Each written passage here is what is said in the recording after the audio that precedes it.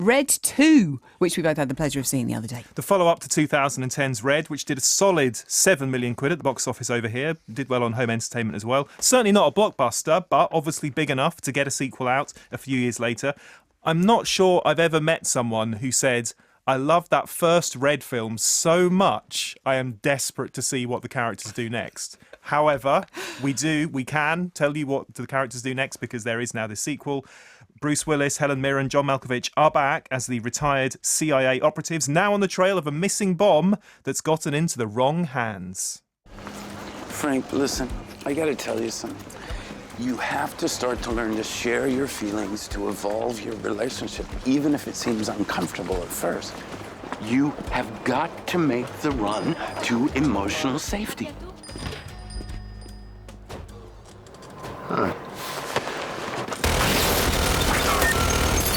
Is that a stick of dynamite in your pocket? I'm saving it for emergency. This is kind of an emergency, isn't it? Oh, okay. There we That ended go. quickly, didn't it? Also, you got Anthony Hopkins in this, who now I think does the Anthony Hopkins thing of looking slightly lost in thought. He does it so much that he seems to be lost in thought more than he is actually saying things now. And Catherine Zeta-Jones as well. And a couple of people I know have been to see this and absolutely loved it. And their reason is that they just think it's straightforward, no nonsense, unpretentious fun. And you know, there's some truth to that. It's action, it's jokes, it's good actors. And Bruce Willis. It is simple and it's unpretentious. And certainly, I think to have a film like Red that works against Hollywood's obsession with, you know, the new, young, hot thing, and that actually gives these veteran actors some really quite sort of tough action scenes to do, that's at the very least interesting. I mean, I don't necessarily think that just giving them a load of guns to shoot is perhaps the most intellectually stimulating way of dealing with age equality. But, you know, it is a way of doing with it. The Best Exotic Marigold Hotel probably had more to say, but that was a very different thing. But personally speaking, I was disappointed with it because I think there is a more genuine movie to be made about these characters, about the ex-military who are retired and have to deal with everyday life. And, you know, a movie that's exciting and fun and is unpretentious. It can be all those things as well, but at the same time is prepared to delve a little bit deeper than this. This seemed to me to be about the easy route, the easy violence, the easy jokes, and crucially, wackiness.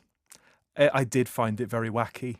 And I do find that quite excruciating to watch. And at times, you know, and sorry for saying this, but it's like in the bit in Children in Need where the newsreaders come on and do their wacky dance. And you're like, I know it's all for a great cause and they're all having a great time, but I just find it a little bit excruciating to watch. You're sort of crawling up the sofa. And of course, John Malkovich is naturally wacky. He can do it brilliantly. But the others, you know, Helen Mirren, Catherine Zeta-Jones, Brian Cox, they're too good at drama to be doing something this silly. Poor Helen Mirren had a couple of lines that were just like sort of funny lines. You're thinking, she's a funny woman. She's a really bright woman. You've given us the dodgy lines.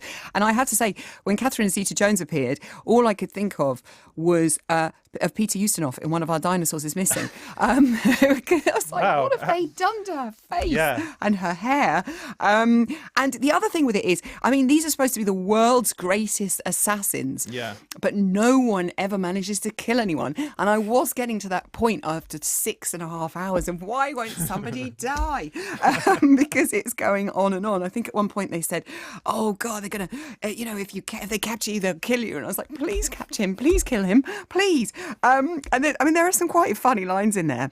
But then there are also some lines I'm thinking, whoever says that in a movie? There's one point where Bruce Willis says, they're heading for the M4. It was just like, whoever wrote that in a script, that's hysterical. They're heading for the B352. I have been tainted, I have to say, by the recent publicity stuff that I've seen Bruce Willis do, the infamous interview on The One Show for the Die Hard film, and even stuff he's done for Red 2, you know. It shouldn't be about that. It should just be about him in the film. But now I can't get past seeing him as someone who doesn't really seem to care about the the audience. He seems to care more about the paycheck, and that's a problem when you're trying to invest some sort of emotion in the character. Surely that's going to affect his work in the future, because he's kind of done sort of 3 films in a row now, hasn't he? Where he's sort of, I mean, he does everything. He's very handsome, and he looks great for his age, and and in places that at the beginning it's quite funny. It just also, the other thing is, it just seems to go on, and I'm thinking, hang on a minute, they're on the run. Where's all this money coming from? They're buying all this stuff. They've got all these machines. But it's like with the last Die Hard, the amount of chaos that they cause. There would be major international diplomatic breakdown between umpteen countries, and it never seems to happen. That just seems to be totally forgotten about. At one point I remember thinking, I wish this was being John Malkovich and I could throw myself down the portal and that John Cusack would save me, but it wasn't that bad.